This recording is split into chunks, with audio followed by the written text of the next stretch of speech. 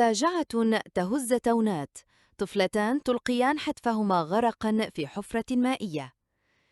في حادث مأساوي هز إقليم تونات، لقي الطفلتان مصرعهما غرقا يوم الجمعة في حفرة مائية تستخدم لتجميع مياه الري بجوار دوار بني نعيز التابع لجماعة المكانسة.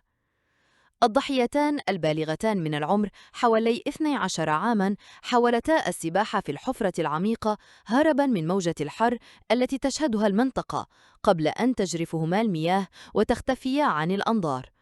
وتستخدم هذه الحفرة التي تملأ من مياه وادي سبو لتلبية احتياجات السكان المحليين من المياه ولأغراض السقي. وفور الإبلاغ عن الحادث، سارعت السلطات المحلية وعناصر الوقاية المدنية والدرك الملكي إلى عين المكان، وبعد جهود حثيثة تم انتشال جثتي الطفلتين. وقد تم نقل الجثتين إلى مصلحة الطب الشرعي بمستشفى الغساني بمدينة فاس لإجراء التشريح الطبي وتحديد الأسباب الدقيقة للوفاة. وبناء على تعليمات النيابة العامة المختصة، فتحت مصالح الدرك الملكي تحقيقاً معمقاً للكشف عن كافة ملابسات وظروف هذه الفاجعة التي خلفت حزناً عميقاً في أوساط سكان المنطقة.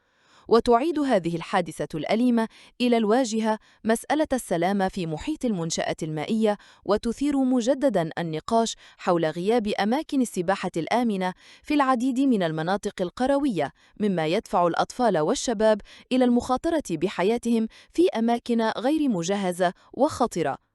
وقد تكررت حوادث الغرق في الإقليم خلال السنوات الأخيرة، مما يسلط الضوء على الحاجة الملحة لاتخاذ تدابير وقائية فعالة وتوعية مستمرة بمخاطر السباحة في الأودية والسدود والحفر المائية.